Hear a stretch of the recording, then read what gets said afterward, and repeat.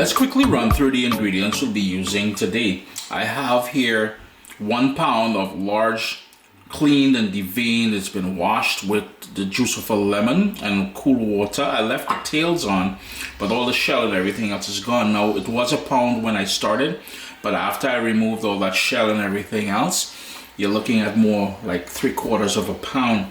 We'll need some tomato ketchup, scallion. I've got just some bird's eye or bird pepper all chopped up. I just left the whole ones here so you can see what it looks like. It is pepper shrimp, so you're going to see different layers of pepper in here. I've got this garlic chili sauce from the Asian supermarket. 4 cloves of garlic crushed. A pimento pepper all sliced up. No heat, but a lovely flavor from that. If you can source pimento pepper or seasoning peppers, they may be called one or the other. I highly recommend it. Some grated ginger, an onion. We'll need a bit of lemon juice, not too much. I've got a couple jalapeno peppers chopped up there. And it is something I like adding to it because every sort of pepper element that you're seeing, it brings another sort of flavor, another sort of layer to the whole pepper shrimp. I've got a tablespoon of dark soy sauce. I'm going to start off with this spicy stir-fry oil. Again, another layer of heat. Some sesame oil. I'm not the biggest fan of sesame oil. Some black pepper. I'm not going to add any salt to this because I've mentioned in the past, I've been trying to cut back on the amount of sodium in my diet. The chili sauce here, that will have a salty element to it, and the soy sauce, if you wanted to add some salt in there, you can always do so. If you didn't want to use the jalapeno peppers and you wanted to use bell peppers, by all means use bell pepper. The more bright, the more vibrant, the more colorful something looks, it's more attractive. We eat with our eyes first, and we've discussed this before. The other thing is you will see some recipes use thinly sliced carrots in there. You can do that, totally up to you, but this is where we're going for now. With a tablespoon of that spicy stir-fry oil. You can use any oil you really want to use, no big deal. My heat is on a medium, I don't know if I mentioned that already, but I find by starting with this spicy oil, and I have a couple recipes for spicy oils, pepper oils on the website, so if you want to head over to Caribbean.com and check that out there, you're certainly invited to do so. Onion, the jalapeno, and the bird's eye pepper. We're just going to turn the heat down to low now, and we're going to let that soften up a bit to release all those flavors. Just going to move it around just a little bit, just to incorporate all those flavors together. And I'm going to hit that with some black pepper as I do so. So you notice there's 4 layers of pepper in there already. We've got the chili oil we started with, the jalapeno, the bird's eye pepper, and the black pepper. Now, if you really want to kick things up, some Szechuan peppercorns in here. Beautiful thing, boy.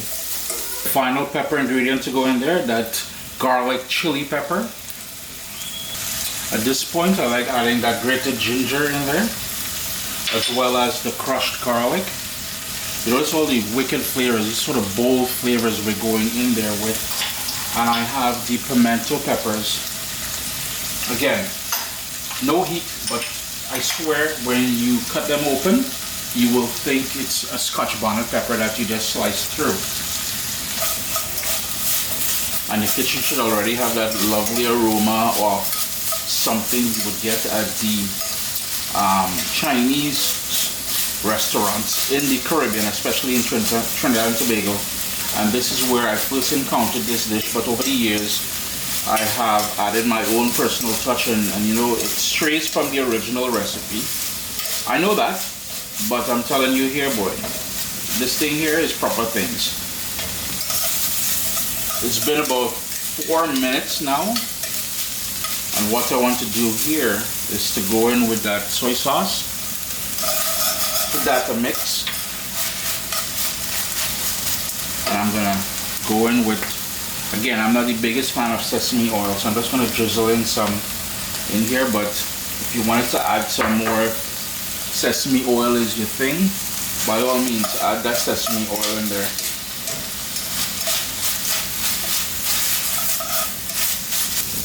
Time to add the tomato ketchup.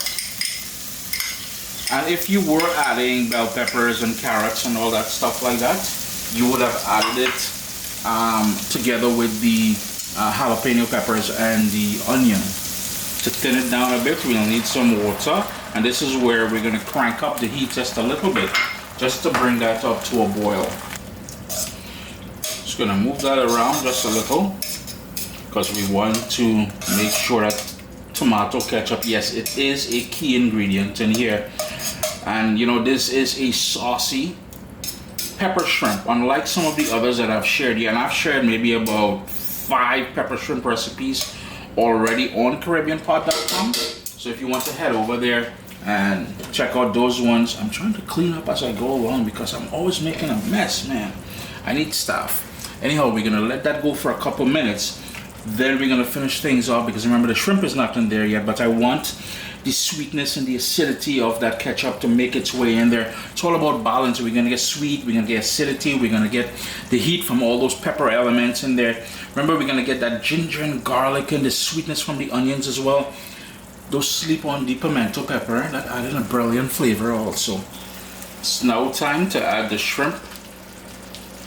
And all we gotta do is make sure it sort of poaches in that lovely pepper sauce. A different meaning for pepper sauce in this case here than the typical Trinbagonian or Caribbean pepper sauce. But that pepper sauce is down there. It's a sauce made with a lot of peppers, yeah?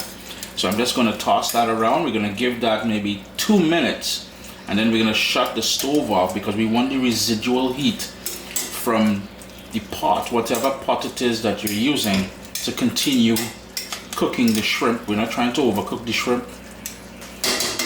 Time to add the scallions in there. I'm gonna shut the stove off, and then I will give it a toss, and we're pretty much done. What I want you to do is to go in with a small spoon, taste that sauce. If it needs adjusting to your liking according to your tolerance for salt, yeah, make that adjustment. And the final sort of element to go in there with is some lemon juice. I'm gonna hit that final stir, and that stove is coming off, and that is, yeah man, proper pepper shrimp. Sup soldiers, listen, if you enjoy this recipe, I'd really appreciate it if you hit subscribe and click that bell notification thing.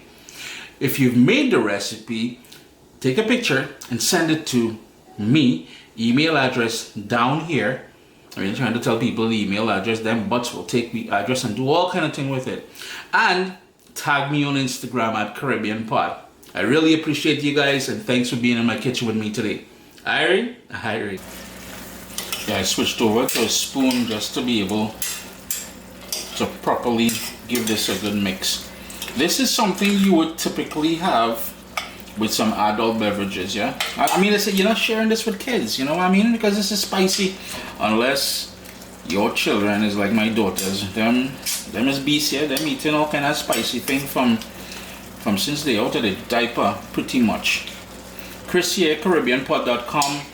Pepper shrimp, a little twist or two in between there, but all I get the gist, eh? I do hope you guys get an opportunity to give this one a try. And yo, irie up yourself, man.